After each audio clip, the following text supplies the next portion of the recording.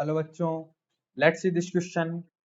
Which of the following statement is incorrect. Incorrect statement को अपने को सर्च करना है।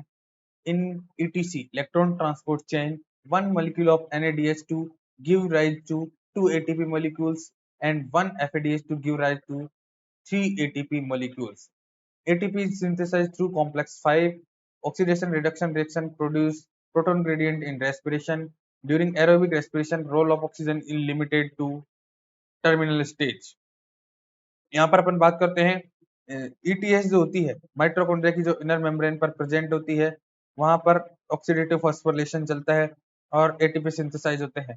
तो ETS में 5 कॉम्प्लेक्स होते हैं, enzyme complex first, second, third and four and 5। तो यहाँ पर किस तरह से होता है, कॉम्प्लेक्स 5 जो है वो एटीपी सिंथेज होता है। तो एटीपी सिंथेसिस जो होता है वो कॉम्प्लेक्स 5 से होता है। एटीपी सिंथेसिस का प्रोसेस जो है एटीपी सिंथेज है, कॉम्प्लेक्स 5 ये एटीपी बनाएगा। वहीं अपन बात करें NADH2 का जो ऑक्सीडेशन होता है, उसके इलेक्ट्रॉन जो है वो दिए जाते हैं कॉम्प्लेक्स फर्स्ट को।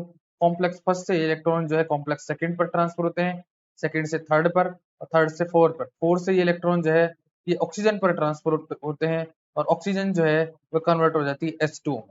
तो यहाँ पर ऑक्सीजन का रोल जो है ये लास्ट में जो है थोड़ा सा रोल रहता है ऑक्सीजन का, यहीं कहीं भी ऑक्सीजन काम नहीं आती। NADH2 से जो इलेक्ट्रॉन दिए जाते हैं NADH2 के द्वारा ऑक्सीडाइज होने के बाद ये कॉम्प्लेक्स फर्स्ट को देते हैं। कॉम्प्लेक्स फर्स्ट से सेकंड में जब इलेक्ट्रॉन जाते हैं तो यहाँ पर 2H+ जो है मूव कर जाते हैं और जो है सेकंड से थर्ड पे जाते समय दो प्रोटॉन फिर मूव कर जाते हैं और इस तरह से जो है प्रोटॉन का मूवमेंट होता है। तो इस तरह से जो प्रोटॉन मूव करेंगे, ये माइटोकॉन्ड्रिया की जो ये माइटोकॉन्ड्रिया का जो पेरीमेम्ब्रेन स्पेस होगा, क्योंकि इनर मेम्ब्रेन पे ये घटनाएं हो रही है, तो ये इनर मेम्ब्रेन पे होने वाली घटनाएं हैं और प्रोटॉन का मूवमेंट जो है वो मैट्रिक्स की तरफ होगा, माइटोकॉन्ड्रिया के मैट्रिक्स की तरफ होगा, इनसाइड होगा। तो यहाँ पर प्रोटॉन की अधिकता हो जाएगी, थर्ड से इलेक्ट्रॉन फोर्थ पे जाएंगे। तो एक NADH2 जो है उसके इलेक्ट्रॉन जब दिए जाते हैं तो कॉम्प्लेक्स फर्स्ट से सेकंड पर जाते समय 2H+ मूव होते हैं, थर्ड से फोर पर जाते समय 2 होते हैं और थर्ड से फोर पर जाते समय 2 और सेकंड से थर्ड पर जाते समय 2। तो 3 बार H+ मूव करते हैं। तो इससे जो एटीपी का प्रोटॉन मोटिव फोर्स जो बनता है, इसके इक्विवेलेंट एटीपी बनते हैं 3 एटीपी। जब इलेक्ट्रॉन आता है FADH2 से, तो FADH2 का इलेक्ट्रॉन कॉम्प्लेक्स फर्स्ट को नहीं दिया जाता, वो इलेक्ट्रॉन डायरेक्ट जाता है कॉम्प्लेक्स सेकंड पर। तो कॉम्प्लेक्स सेकंड पर जाता है तो प्रोटॉन जो मूव होते हैं वो होते हैं 4 प्रोटॉन मूव। एक बार जब सेकंड से थर्ड पर इलेक्ट्रॉन मूव करता है तब मूव होते हैं, और एक बार जब थर्ड से फोर पर इलेक्ट्रॉन मूव करता है तब प्रोटॉन ट्रांसफर होते हैं। यहाँ 2 प्रोटॉन ट्रांसफर होंगे, यहाँ भी 2 प्रोटॉन।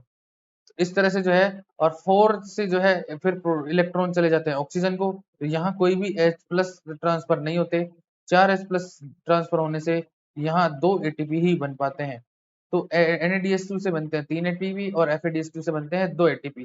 तो ऑप्शन 1 में गिवन है कि NADH2 के इलेक्ट्रॉन से 2 एटीपी बनेंगे और FADH2 से 3, जो कि इनकरेक्ट है। तो पहला स्टेटमेंट हुआ इनकरेक्ट और हमें इनकरेक्ट ही ढूंढना था।